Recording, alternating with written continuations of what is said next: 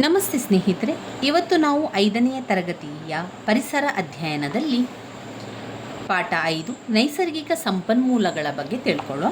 ಪುಟ ಸಂಖ್ಯೆ 60ರಲ್ಲಿದೆ ನೋಡಿ, ನೈಸರ್ಗಿಕ ಸಂಪನ್ಮೂಲಗಳು. ನಮ್ಮ ಭೂಮಿಯು ಜೀವಿಗಳು ಬದುಕಲು ಅಗತ್ಯವಾದ ಸಂಪನ್ಮೂಲಗಳನ್ನು ಒಳಗೊಂಡಿದೆ.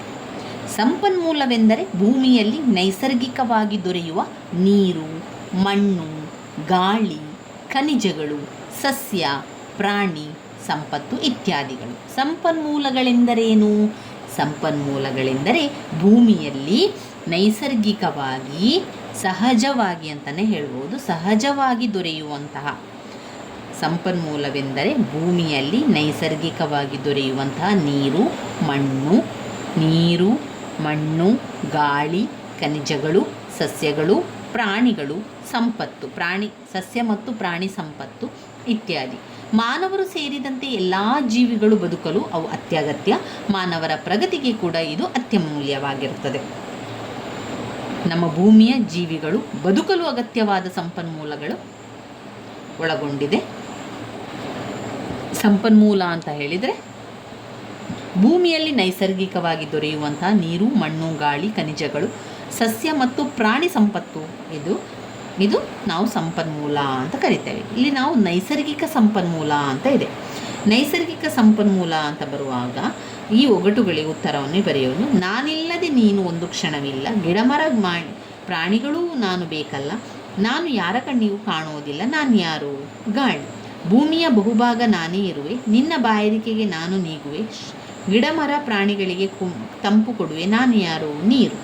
ನನ್ನ ಮೇಲೆ ನೀನಿರುವ ಸಸ್ಯ ಬೆಳೆಯಲು ನೆರವಾಗುತ್ತದೆ, ಜೀವರಾಶಿಗೆ ಆಸರೆಯಾಗುತ್ತದೆ, ಮಣ್ಣು. ಹಣ್ಣು ಕಾಯಿ ನೀಡುವೆ, ತಂಪು ನೆರಳು ಕೊಡುವೆ, ನಾನಿಲ್ಲದೆ ಜೀವನ ಜಾಲವಿಲ್ಲ, ನಾನ್ಯಾರು? ಮರ. ಬಸ್ಸು, ಲಾರಿ, ಕಾರು ಚಲಿಸಲು ನಾನು ಬೇಕು, ನಾನು ತಯಾರಾಗಲು ಸಾವಿರಾರು ವರ್ಷ ಬೇಕು, ಭೂಮಿಯೊಳಗಿನಿಂದ ನನ್ನ ತೆಗೆಯಬೇಕು, ನಾನ್ಯಾರು? ಪೆಟ್ರೋಲಿಯಂ.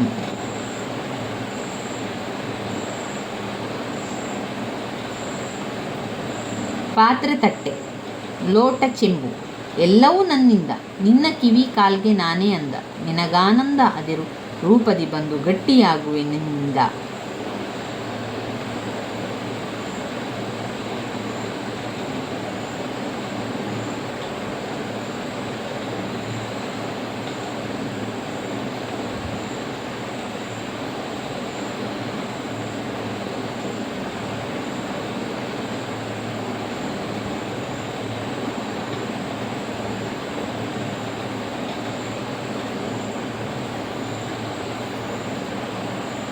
ಬಸ್ಸು, ಲಾರಿ, ಕಾರು ಚಲಿಸಲು ನಾನು ಬೇಕು, ನಾನು ತಯಾರಾಗಲು ಸಾವಿರಾರು ವರ್ಷ ಬೇಕು, ಭೂಮಿಯೊಳಗಿನಿಂದ ನನ್ನ ತೆಗೆಯಬೇಕು ಎಂದರೆ ನಾನು ಪೆಟ್ರೋಲಿಯಂ. ಪಾತ್ರೆ, ತಟ್ಟೆ, ಲೋಟ, ಚೆಂಬು ಎಲ್ಲವೂ ನನ್ನಿಂದ, ನಿನ್ನ ಕಿವಿ ಕಾಲ್ಗೆ ನಾನೇ ಅಂದ, ನಿನಗಾನಂದ ಅದಿರು ರೂಪದಿ ಬಂದು ಗಟ್ಟಿಯಾಗುವೆನಿಂದ. ಖನಿಜ, ಚಿನ್ನ. ಗೆಜ್ಜೆ. ಕತ್ತಲ ಹಳೆಯುವೆ, ಬೆಳಕನ್ನು ನೀಡುವೆ, ಶಕ್ತಿಯ ಮೂಲವು ನಾನಾಗಿರುವೆ, ನಾನು ಯಾರು? ನಾನು ಸೂರ್ಯ. ನೈಸರ್ಗಿಕ ಸಂಪನ್ಮೂಲಗಳನ್ನು ಸಾಮಾನ್ಯವಾಗಿ 2 ವಿಧಗಳಾಗಿ ವಿಂಗಡಿಸಲಾಗುತ್ತದೆ. ನೈಸರ್ಗಿಕ ಸಂಪನ್ಮೂಲಗಳನ್ನು ಎಷ್ಟು ವಿಧಗಳಾಗಿ ವಿಂಗಡಿಸಲಾಗುತ್ತದೆ? ನೈಸರ್ಗಿಕ ಸಂಪನ್ಮೂಲಗಳನ್ನು 2 ವಿಧಗಳಾಗಿ ವಿಂಗಡಿಸಲಾಗುತ್ತದೆ. ಒಂದು, ನವೀಕರಿಸಲಾಗದ ಸಂಪನ್ಮೂಲಗಳು, ನವೀಕರಿಸಬಹುದಾದ ಸಂಪನ್ಮೂಲಗಳು. ಈ ನೈಸರ್ಗಿಕ ಸಂಪನ್ಮೂಲಗಳಲ್ಲಿ ನಾವು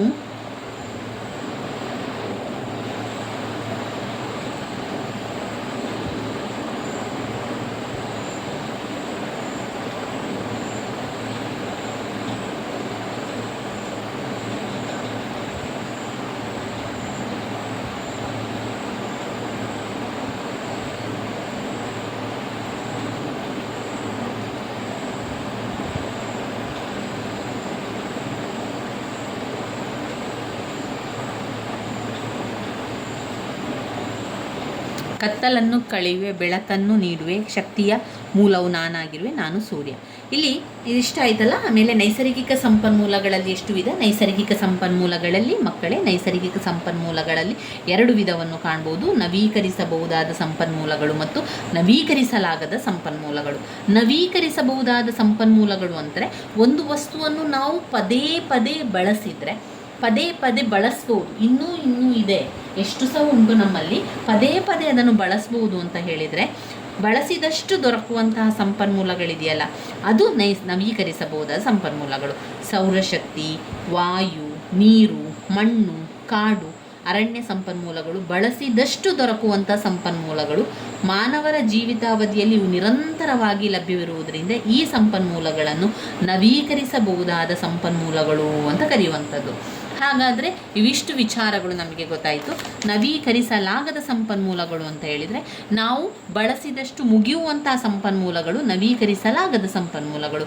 ಕಲ್ಲಿದ್ದಲು, ಪೆಟ್ರೋಲ್, ಡೀಸೆಲ್, ನೈಸರ್ಗಿಕ ಅನಿಲಗಳಂಥ ಸಂಪನ್ಮೂಲಗಳು ಬಳಸಿದಂತೆಲ್ಲ ಮುಗಿದು ಹೋಗುತ್ತದೆ, ಬಳಸಿದಂತೆ ಮುಗಿದು ಹೋಗುವಂಥದ್ದು.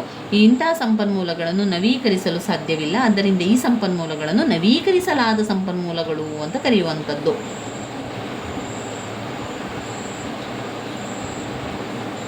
ನವೀಕರಿಸಬಹುದಾದ ಸಂಪನ್ಮೂಲಗಳು, ವನ್ಯಜೀವಿಗಳು, ಸೌರಶಕ್ತಿಗಳು, ನವೀಕರಿಸಲಾಗದ ಸಂಪನ್ಮೂಲಗಳು. ಅವರಿಲ್ಲಿ 2 ನಮಗೆ ಬುಟ್ಟಿಯನ್ನು, ಬಾಕ್ಸನ್ನು ಕೊಟ್ಟಿದ್ದಾರೆ. 2 ಬಾಕ್ಸನ್ನು ಕೊಟ್ಟಿದ್ದಾರೆ. ಆ 2 ಬಾಕ್ಸಿಗೆ ನಾವೇನು ಮಾಡಬೇಕು? ಒಂದಕ್ಕೆ ನವೀಕರಿಸಬಹುದಾದ ಸಂಪನ್ಮೂಲಗಳನ್ನು ಹಾಕಬೇಕು, ಮತ್ತೊಂದಕ್ಕೆ ನವೀಕರಿಸಲಾಗದ ಸಂಪನ್ಮೂಲಗಳನ್ನು ಹಾಕಬೇಕು. ಕಲ್ಲಿದ್ದಲು ನವೀಕರಿಸಲಾಗದ, ಕಬ್ಬಿಣ ನವೀಕರಿಸಲಾಗದ, ಪೆಟ್ರೋಲ್ ನವೀಕರಿಸಲಾಗದ, ಡೀಸೆಲ್ ನವೀಕರಿಸಲಾಗದ, ಅಡುಗೆ ಅನಿಲ ನವೀಕರಿಸಲಾಗದ, ನೀರು ನವೀಕರಿಸಬಹುದಾದ, ಆಕ್ಸಿಜನ್ ನವೀಕರಿಸಬಹುದಾದ, ಕಾಡು ನವೀಕರಿಸಬಹುದಾದ, ಚಿನ್ನ ನವೀಕರಿಸಲಾಗದ, ವನ್ಯಜೀವಿಗಳು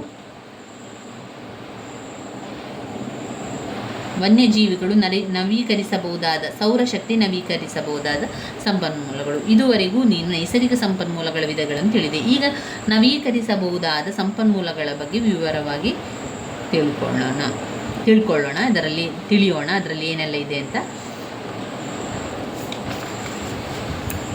ಆರಂಭದಲ್ಲಿ ನಾವು ನೋಡುವುದಾದರೆ ನೈಸರ್ಗಿಕ ಸಂಪನ್ಮೂಲಗಳು ಅಂದರೆ ನಮಗೆ ಪ್ರಕೃತಿಯಲ್ಲಿ ದೊರೆಯುವಂಥ ಹೆಚ್ಚು ದೊರೆಯುವಂಥ ಸಂಪನ್ಮೂಲಗಳಾಗಿರ್ತದೆ. ಅದರಲ್ಲಿ ಆ ಸಂಪನ್ಮೂಲ ಅಂತ ಹೇಳಿದರೆ ಭೂಮಿಯಲ್ಲಿ, ಸಂಪನ್ಮೂಲಗಳೆಂದರೆ ಭೂಮಿಯಲ್ಲಿ ನೈಸರ್ಗಿಕವಾಗಿ ಸಿಗುವಂತಹ ಮಣ್ಣು, ಗಾಳಿ, ನೀರು, ಬೆಳಕು, ಸಸ್ಯ ಪ್ರಾಣಿ ಸಂಪತ್ತು, ಇದೆಲ್ಲ ಕೂಡ ನಾವು ನವೀಕರಿಸಬಹುದಾದ ಸಂಪನ್ಮೂಲಗಳು, ನೈಸರ್ಗಿಕ ಸಂಪನ್ಮೂಲಗಳ ಬಗ್ಗೆ ಹೇಳುವಂಥದ್ದು. ಇಲ್ಲಿ ಮಾನವರು ಸೇರಿದಂತೆ ಎಲ್ಲ ಜೀವಿಗಳು ಬದುಕಲು ಇನ್ನೂ ಅತ್ಯಗತ್ಯ, ಮಾನವರ ಪ್ರಗತಿಗೆ ಇವು ಅತ್ಯಮೂಲ್ಯವಾಗಿರುವಂಥದ್ದು. ಹಾಗೆ ನೈಸರ್ಗಿಕ ಸಂಪನ್ಮೂಲಗಳಂತೆ ಕುರಿತಂತೆ ಈ ರೀತಿ ಒಗಟುಗಳನ್ನು ಅವರು ಕೊಟ್ಟಿರುವಂಥದ್ದು. ಇನ್ನು ನೈಸರ್ಗಿಕ ಸಂಪನ್ಮೂಲಗಳಲ್ಲಿ 2 ವಿಧ: ನವೀಕರಿಸಲಾಗದ ಸಂಪನ್ಮೂಲಗಳು, ನವೀಕರಿಸಬಹುದಾದ ಸಂಪನ್ಮೂಲಗಳು. ನವೀಕರಿಸಬಹುದಾದ ಸಂಪನ್ಮೂಲಗಳು, ನವೀಕರಿಸಲಾಗದ ಸಂಪನ್ಮೂಲಗಳು. ಅದು ಒಂದು ಸೌರಶಕ್ತಿ, ಗಾಳಿ, ನೀರು, ಮಣ್ಣು, ಕಾಡು ಗಳಂತಹ ಸಂಪನ್ಮೂಲಗಳನ್ನು ಬಳಸಿದಷ್ಟು ದೊರಕುವಂತಹ ಸಂಪನ್ಮೂಲಗಳಾಗಿದೆ. ಅದರಿಂದ ಮಾನವರ ಜೀವಿತಾವಧಿಯಲ್ಲಿ ಇವು ನಿರಂತರವಾಗಿ ಲಭ್ಯವಿರುವುದರಿಂದ ಈ ಸಂಪನ್ಮೂಲಗಳನ್ನು ನವೀಕರಿಸಬಹುದಾದ ಸಂಪನ್ಮೂಲಗಳು ಅಂತ ಕರಿಬಹುದು. ಇನ್ನು ನವೀಕರಿಸಲಾಗದ ಸಂಪನ್ಮೂಲಗಳಲ್ಲಿ 2 ಬಕೆಟನ್ನು ಕೊಟ್ಟಿದ್ದಾರೆ. ಯಾವುದಕ್ಕೆ ನಮಗೆ ಅದನ್ನು ಬಳಸಬಹುದು ಎನ್ನುವಂತ ನೋಡ್ಕೊಳ್ಬೇಕು. ಈಗ ಮೊದಲಿಗೆ ಬರುವಂಥ ಬಕೆಟ್ನಲ್ಲಿ ಸಂಪನ್ಮೂಲಗಳು, ನವೀಕರಿಸಬಹುದಾದ ಸಂಪನ್ಮೂಲಗಳು. ಇದು ನವೀಕರಿಸಲಾಗದ ಇಲ್ಲಿ ಕೊಟ್ಟಿದ್ದಾರೆ ನೋಡಿ, ನವೀಕರಿಸಬಹುದಾದ ಸಂಪನ್ಮೂಲಗಳು, ನವೀಕರಿಸಲಾಗದ ಸಂಪನ್ಮೂಲಗಳು. ಅದನ್ನು ನಾವು ಆ ಬಾಕ್ಸಿನ ಒಳಗೆ ಹಾಕಬೇಕಾಗಿರುವಂಥದ್ದು. ಇನ್ನು ಸೌರಶಕ್ತಿ, ಸೂರ್ಯನಿಂದ ದೊರಕುವಂತಹ ಶಕ್ತಿಯೇ ಸೌರಶಕ್ತಿ. ಸೌರಶಕ್ತಿ ಎಂದರೇನು? ಸೂರ್ಯನಿಂದ ದೊರಕುವಂತಹ ಶಕ್ತಿಯೇ ಸೌರಶಕ್ತಿ. ಸೂರ್ಯನಿಂದ ನಮಗೆ ಬೆಳಕು ಮತ್ತು ಉಷ್ಣ ದೊರೆಯುತ್ತದೆ. ಭೂಮಿಗೆ ಸೂರ್ಯನೇ ನೈಸರ್ಗಿಕ ಬೆಳಕು ಮತ್ತು ಉಷ್ಣದ ಮೂಲ. ಸೂರ್ಯನ ಶಕ್ತಿಯನ್ನು ಬಳಸಿಕೊಂಡು ಸಸ್ಯಗಳು ತಮ್ಮ ಆಹಾರವನ್ನು ತಾವೇ ತಯಾರಿಸುತ್ತದೆ ಎಂದು ತಿಳಿದಿರುವಂಥದ್ದು. ಸೂರ್ಯನಿಂದ ದೊರಕುವಂತಹ ಶಕ್ತಿ ಸೌರಶಕ್ತಿ. ಸೂರ್ಯನಿಂದ ದೊರಕುವುದು ಯಾವುದು? ಸೂರ್ಯನಿಂದ ದೊರಕುವಂಥ ಶಕ್ತಿ ಡ್ಯಾಶ್. ಸೂರ್ಯನಿಂದ ದೊರಕುವ ಶಕ್ತಿ ಸೌರಶಕ್ತಿ. ಸೂರ್ಯನಿಂದ ನಮಗೆ ಬೆಳಕು ಮತ್ತು ಉಷ್ಣ ದೊರೆಯುತ್ತದೆ. ಬೆಳಕು ಮತ್ತು ಉಷ್ಣ ದೊರೆಯುವಂಥದ್ದು ಉಷ್ಣ. ಭೂಮಿಗೆ ಸೂರ್ಯನೇ ನೈಸರ್ಗಿಕ ಬೆಳಕು ಮತ್ತು ಉಷ್ಣದ ಮೂಲ. ಸೂರ್ಯನ ಶಕ್ತಿಯನ್ನು ಬಳಸಿಕೊಂಡು ಸಸ್ಯಗಳು ತಮ್ಮ ಆಹಾರವನ್ನು ತಯಾರಿಸುತ್ತದೆ ಎಂದು ತಿಳಿದಿರುವಂಥದ್ದು. ಇನ್ನು ಸೂರ್ಯನ ಶಕ್ತಿಯನ್ನು ಬಳಸಿ ಮಾಡಬಹುದಾದ ಕೆಲ ಪಟ್ಟಿಗಳನ್ನು ಕೃಷಿ ಕಾರ್ಯ, ಸಸ್ಯ ಬೆಳೆಯಲು, ಬಟ್ಟೆ ಒಣಗಿಸಲು, ನೀರು ತರಲು, ವಿದ್ಯುತ್ತನ್ನು ಬಳಸಿಕೊಳ್ಳಲು. ಇನ್ನು ನಂತರ ಬರುವಂತಹ ಬಾಕ್ಸ್ ನೋಡಿ, 2 ಮಣ್ಣಿನ ಕುಂಡಗಳನ್ನು ತೆಗೆದುಕೊಂಡು ಎರಡರಲ್ಲಿಯೂ ಹುರುಳಿ ಬೀಜವನ್ನು ಹಾಕುವುದು. ಒಂದು ಕುಂಡವನ್ನು ಬಿಸಿಲು ಬೀಳುವ ಜಾಗದಲ್ಲಿ, ಮತ್ತೊಂದನ್ನು ಕತ್ತಲಿರುವಂಥ ಜಾಗದಲ್ಲಿ ಇಡುವುದು. ಪ್ರತಿದಿನವೂ ಸ್ವಲ್ಪ ನೀರನ್ನು ಹಾಕುವಂಥದ್ದು ಹುಂಡಗಳಿಗೆ ಹಾಕುತ್ತಿರುವುದು. 15 ದಿನದ ನಂತರ ಅವುಗಳಲ್ಲಿ ಕಂಡುಬರುವ ಬದಲಾವಣೆಗಳನ್ನು ಗಮನಿಸುವುದು. ಇದರಿಂದ ನೀವೇನು ತಿಳಿದ್ರಿ ಅಂತ ಅದರಲ್ಲಿ ಬರೆದ್ರಾಯಿತು ಬಾಕ್ಸಲ್ಲಿ. ಸೌರಶಕ್ತಿಯ ಬಗ್ಗೆ ಹೆಚ್ಚಿನ ವಿವರಗಳನ್ನು ವಿಸ್ಮಯ ಶಕ್ತಿ ಘಟಕದಲ್ಲಿ ಕಲಿಯುತ್ತೇವೆ. ವಾಯು ಮತ್ತು ನೀರು ಕೂಡ ನೈಸರ್ಗಿಕ ಸಂಪನ್ಮೂಲಗಳಾಗಿದೆ.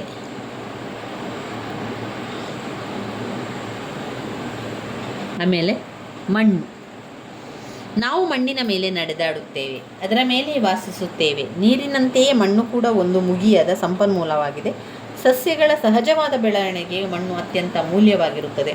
ಸಸ್ಯಗಳು ತಮ್ಮ ಆಹಾರವನ್ನು ತಯಾರಿಸಿಕೊಳ್ಳಲು ಬೇಕಾದ ನೀರು ಮತ್ತು ಲವಣಗಳನ್ನು ಮಣ್ಣಿನ ಮೂಲಕ ಪಡೆಯುತ್ತದೆ ಎಂಬುದನ್ನು ನೀನು ಈಗಾಗಲೇ ತಿಳಿದಿರುವ. ಮಣ್ಣಿನ ಬಗ್ಗೆ ಹೆಚ್ಚಿನ ವಿವರಗಳನ್ನು ಮುಂದಿನ ತರಗತಿಯಲ್ಲಿ ಕಲಿಯೋಣ.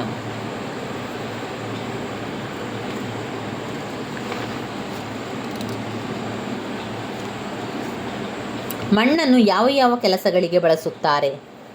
ಕೃಷಿ ಕೆಲಸಗಳಿಗೆ, ಗಿಡ ಮರಗಳನ್ನು ಮನೆ ನಿರ್ಮಾಣಕ್ಕೆ, ಮಡಕೆ ತಯಾರಿಕೆ ಮಾಡಲಿಕ್ಕೆ, ಇದಕ್ಕೆಲ್ಲ ಬಳಸ್ತೇವೆ ಮಣ್ಣನ್ನು.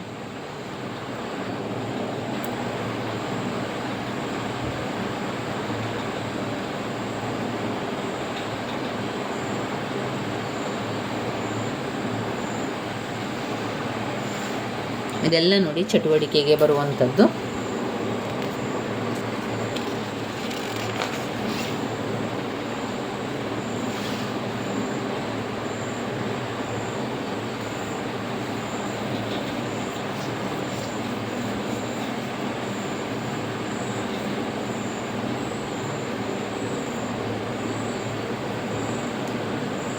ಇಲ್ಲಿ ಕಾಡುಗಳ ಸಂರಕ್ಷಣೆ ಮಾಡುವುದು, ಮರಗಳನ್ನು ಕಡಿಯುವುದನ್ನು ನಿಯಂತ್ರಿಸುವುದು, ಗಿಡಮರಗಳನ್ನು ಬೆಳೆಸುವುದು, ಕಾಡಿನ ಸರಿಯಾದ ಬಳಕೆ, ಕಾಲ್ಗಿಚ್ಚು ಉಂಟು ಮಾಡುವ ಮರಗಳ ರೆಂಬೆಗಳನ್ನು ಕತ್ತರಿಸುವ ಮೂಲಕ ಕಾಡುಗಳನ್ನು ಸಂರಕ್ಷಿಸಬಹುದು. ಕಾಡುಗಳನ್ನು ಸಂರಕ್ಷಿಸಲು ಸರ್ಕಾರವು ರಾಷ್ಟ್ರೀಯ ಅರಣ್ಯ ನೀತಿಯನ್ನು 1988ರಲ್ಲಿ ಪರಿಷ್ಕರಿಸಿ ಜಾರಿಗೆ ತಂದು ಅರಣ್ಯಗಳ ಪೋಷಣೆ, ಸಂರಕ್ಷಣೆ, ಅಭಿವೃದ್ಧಿ ಯೋಜನೆಗಳನ್ನು ಕೈಗೊಂಡಿದೆ.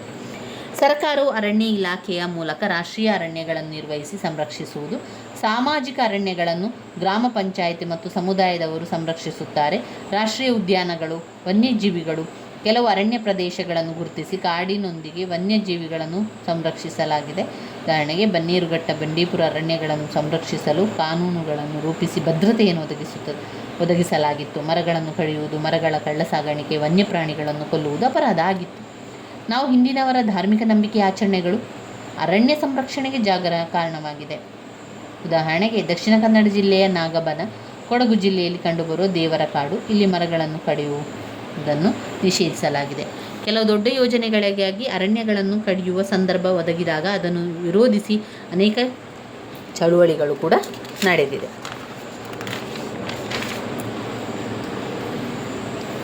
ಕರ್ನಾಟಕದ ಜೀವವೈವಿಧ್ಯವಿರುವ ಕೂಡಿದ ಪಶ್ಚಿಮ ಘಟ್ಟದ ಅರಣ್ಯಗಳ ನಾಶವನ್ನು ತಡೆಗಟ್ಟಲು ಪಾಂಡುರಂಗ ಹೆಗಡೆಯವರು ಅಪ್ಪಿಕೋ ಚಳುವಳಿ ಪ್ರಾರಂಭಿಸಿದರು. ಕೇರಳದಲ್ಲಿರುವ ಜೀವವೈವಿಧ್ಯ ತಾಣವಾದ ಮೌನ ಕಣಿವೆಯಲ್ಲಿ ಜಲ ವಿದ್ಯುತ್ ಯೋಜನೆ ಪ್ರಾರಂಭಿಸಲು ಸರಕಾರ ಯತ್ನಿಸಿದಾಗ ಪರಿಹಾರವಾದಿಗಳು ಮೌನ ಈಚೆಗೆ ಹೋರಾಟದ ಮೂಲಕ ಯೋಜನೆಯನ್ನು ತಡೆಹಿಡಿದರು. ಆಹಾರ ಅರಣ್ಯಗಳ ಸಂರಕ್ಷಣೆಗಾಗಿ ಪ್ರಾರಂಭವಾದ ಕಾಡನ್ನು ಉಳಿಸಿ ಜಂಗಲ್ ಬಚಾವೋ ಆಂದೋಲನ ಜಾರ್ಖಂಡ ಮತ್ತು ಒಡಿಶಾಗೂ ಹರಡಿ ಅರಣ್ಯಗಳ ಸಂರಕ್ಷಣೆ ಕಾರಣವಾಯಿತು. ಹಿಮಾಲಯದಲ್ಲಿನ ಅರಣ್ಯಗಳ ಸಂರಕ್ಷಣೆಗಾಗಿ ಸುಂದರ್ಬಾಲ್ ಅಪ್ಕೋ ಚಳುವಳಿ ಪ್ರಾರಂಭಿಸಿ ಮರಗಳ ನಾಶವನ್ನು ಕಂಡುಹಿಡಿದರು. ಅರಣ್ಯಗಳ ಸಂರಕ್ಷಣೆ ನಮ್ಮೆಲ್ಲರ ಸಂರಕ್ಷಣೆ.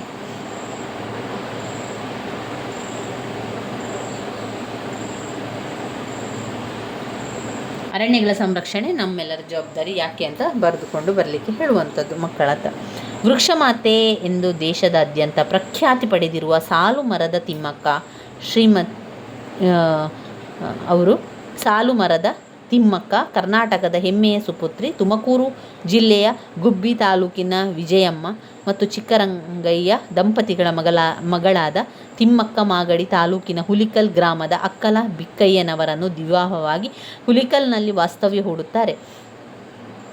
ಅನಂತರ ದಿನಗಳಲ್ಲಿ ತನ್ನ ಪತಿಯ ಸಹಕಾರದೊಂದಿಗೆ ತಮ್ಮ ಊರಾದ ಹುಲಿಕಲ್ನಿಂದ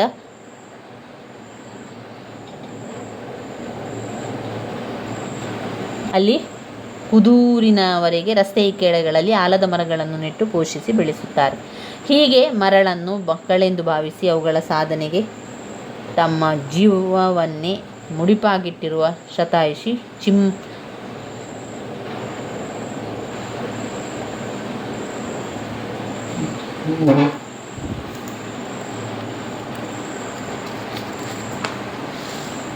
ಇಲ್ಲಿ ನೀವು ಇದುವರೆಗೂ ನವೀಕರಿಸಬಹುದಾದ ಸಂಪನ್ಮೂಲಗಳ ಬಗ್ಗೆ ತಿಳ್ಕೊಂಡೆವು. ಇನ್ನು ನಾವು ನವೀಕರಿಸಲಾಗದ ಸಂಪನ್ಮೂಲಗಳ ಬಗ್ಗೆ ತಿಳ್ಕೊಳ್ಳುವ. ಇಂಧನಗಳು, ಅದನ್ನೊಮ್ಮೆ ಬಳಸಿದರೆ ಮತ್ತೆ ಅದು ಕಡಿಮೆ ಆಗ್ತಾನೆ ಹೋಗುವಂಥದ್ದು, ಒಂದು ದಿವಸ ಸಂಪೂರ್ಣವಾಗಿ ಆಗದೇ ಇರುವಂಥದ್ದು. ವಾಹನ ಚಲಿಸುವಂತೆ ಮಾಡುವುದು, ಅಡುಗೆ ಮಾಡುವುದು. ವಾಹನಗಳ ಬಳಕೆಗೆ ಬಳಸುವ 3 ಇಂಧನಗಳನ್ನು ಹೆಸರಿಸಿ. ಪೆಟ್ರೋಲ್, ಡೀಸೆಲ್, ಕಲ್ಲಿದ್ದಲು. ಮನೆಯಲ್ಲಿ ಅಡುಗೆ ಮಾಡಲು ಬಳಸುವ 3 ಇಂಧನಗಳು: ಗ್ಯಾಸ್, ಇದ್ದಿಲು,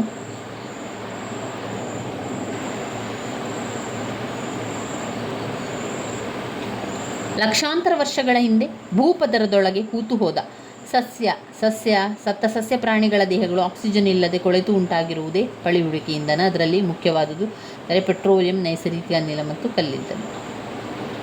ಪೆಟ್ರೋಲಿಯಂ, ನೈಸರ್ಗಿಕ ಅನಿಲಗಳನ್ನು ಕೊಟ್ಟಿದ್ದಾರೆ. ಮೊದಲನೇದಾಗಿ ಪೆಟ್ರೋಲಿಯಂ. ನಾವು ಬಳಸುವಂತಹ ಪೆಟ್ರೋಲ್, ಡೀಸೆಲ್, ಸೀಮೆ ಎಣ್ಣೆ, ಮೇಣ ಇತ್ಯಾದಿಗಳು ಪೆಟ್ರೋಲಿಯಂನ ಉಪ ಉತ್ಪನ್ನಗಳಾಗಿದೆ. ಪೆಟ್ರೋಲಿಯಂ ಎಂಬುದು ಭೂಮಿಯೊಳಗೆ ರೂಪುಗೊಂಡಿರುವ ಒಂದು ದ್ರವ ರೂಪದ ಖನಿಜ. ಶಿಲಾಪದರಗಳ ಅಡಿಯಲ್ಲಿ ಶೇಖರವಾದ ಸತ್ತ ಜೀವಿಗಳ ದೇಹದ ಮೇಲೆ ಬ್ಯಾಕ್ಟೀರಿಯಾಗಳ ಕ್ರಿಯೆ, ಅಧಿಕ ಉಷ್ಣತೆ, ಒತ್ತಡಗಳಿಂದ ಪೆಟ್ರೋಲಿಯಂ ರೂಪುಗೊಳ್ಳುತ್ತದೆ. ನೈಸರ್ಗಿಕ ಅನಿಲವು ಪೆಟ್ರೋಲಿಯಂ ಬಾವಿಗಳಲ್ಲಿ ಪೆಟ್ರೋಲಿಯಂನವರೊಂದಿಗೆ ದೊರೆಯುತ್ತದೆ. ಒತ್ತಡಕ್ಕೆ ಒಳಪಡಿಸಿದ ಸೈನಿಕ ಅನಿಲವನ್ನು ಪೆಟ್ರೋಲ್ ಮತ್ತು ಡೀಸೆಲ್ಗಳ ಬದಲಿ ಇಂಧನವಾಗಿ ಬಳಕೆಗೆ ಬಳಸಲಾಗುತ್ತದೆ. ಅದರಲ್ಲಿ ನಾವು ನೋಡಬೇಕಾದ ಪೆಟ್ರೋಲಿಯಂ, ನಾವು ಬಳಸುವ ಪೆಟ್ರೋಲ್, ಡೀಸೆಲ್, ಸೀಮೆ ಎಣ್ಣೆ, ಮೇಣ ಇತ್ಯಾದಿಗಳು ಪೆಟ್ರೋಲಿಯಂನ ಉಪ ಉತ್ಪನ್ನಗಳಾಗಿದೆ. ಪೆಟ್ರೋಲಿಯಂ ಎಂಬುದು ಭೂಮಿನೊಳಗೆ ರೂಪುಗೊಂಡಿರುವ ಒಂದು ದ್ರವ ರೂಪದ ಖನಿಜ. ಶಿವಪದರಗಳ ಅಡಿಯಲ್ಲಿ ಶೇಖರವಾದ ಸತ್ಯಜೀವಿಗಳ ದೇಹದ ಮೇಲೆ ಬ್ಯಾಕ್ಟೀರಿಯಾಗಳ ಕ್ರಿಯೆ, ಅಧಿಕ ಉಷ್ಣತೆ ಮತ್ತು ಒತ್ತಡಗಳಿಂದ ಪೆಟ್ರೋಲಿಯಂ ರೂಪುಗೊಂಡಿದೆ. ಮೇಣ, ಪ್ಯಾರಾಫಿನ್ಗಳಂತಹ ಪೆಟ್ರೋಲಿಯಂ ಉಪ ಉತ್ಪನ್ನಗಳನ್ನು ಮೇಲಣ, ಬತ್ತಿ, ಮದರ,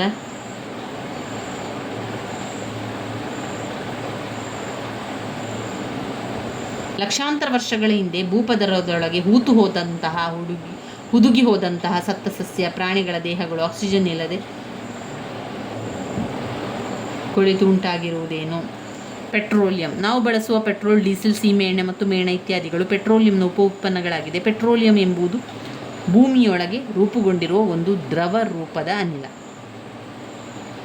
ಶಿಲಾಪದರುಗಳ ಅಡಿಯಲ್ಲಿ ಶೇಖರವಾದ ಸತ್ಯಜೀವಿಗಳ ದೇಹದ ಮೇಲೆ ಬ್ಯಾಕ್ಟೀರಿಯಾಗಳ ಒಂದು ಕ್ರಿಯೆ, ಅಧಿಕ ಉಷ್ಣತೆ, ಒತ್ತಡಗಳಿಂದ ಪೆಟ್ರೋಲಿಯಂ ರೂಪುಗೊಳ್ಳುವಂಥದ್ದು. ಇನ್ನು ಬರುವಂಥದ್ದು ನೈಸರ್ಗಿಕ ಅನಿಲ.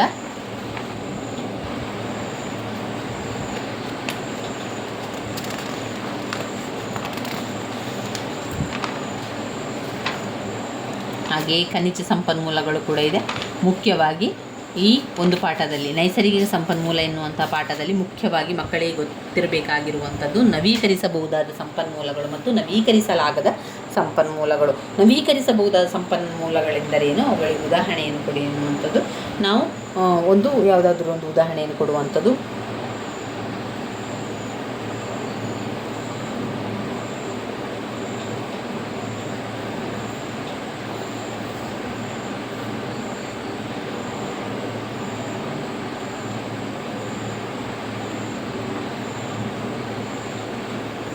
ಇವಿಷ್ಟು ವಿಚಾರಗಳಿದೆ ಸ್ನೇಹಿತರೆ ನೈಸರ್ಗಿಕ ಸಂಪನ್ಮೂಲಗಳ ಬಗ್ಗೆ. ಇನ್ನಷ್ಟು ವಿಚಾರಗಳಿದೆ ನೈಸರ್ಗಿಕ ಸಂಪನ್ಮೂಲಗಳಲ್ಲಿ. ಇನ್ನುಳಿದಿರುವಂಥ ವಿಚಾರಗಳನ್ನು ಇನ್ನು ಮುಂದಿನ ವಿಡಿಯೋಗಳಲ್ಲಿ ಮಾಡ್ತಾ ಹೋಗೋ ಸ್ನೇಹಿತರೆ. ನೈಸರ್ಗಿಕ ಸಂಪನ್ಮೂಲಗಳು 5ನೇ ತರಗತಿಯ ಪರಿಸರ ಅಧ್ಯಯನ. ನನ್ನ ವೀಡಿಯೋಸ್ ಎಲ್ಲ ನಿಮಗೆ ಇಷ್ಟ ಆಗಿದ್ದರೆ ಲೈಕ್ ಕೊಡಿ, ಶೇರ್ ಮಾಡಿ, ಸಬ್ಸ್ಕ್ರೈಬ್ ಮಾಡಲಿಕ್ಕೆ ಮರಿಬೇಡಿ. ಧನ್ಯವಾದಗಳು.